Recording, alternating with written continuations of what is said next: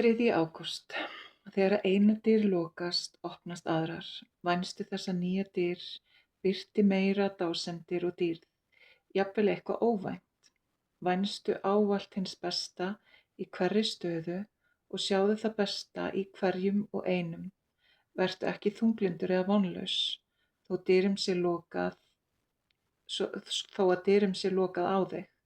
Vertu aðeins fullviss að allt vinnur til góðs fyrir mannverur sem að sannarlega elska mig og setja mig framar öllu.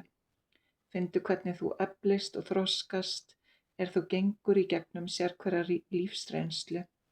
Þegar þú hefur fundið ástæðu fyrir henni, hafir þú gert það sem virðist vera mistök, lærðu þá af þeim og vertu ákveðin í að gera aldrei sömu mistökin tvisvar. Það er hægt að læra mikið af mistökum. Látir þú þau ekki draga þig niður.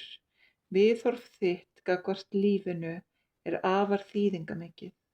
Gerðu þér þess vegna grein fyrir að lífið er það sem þú gerir úr því.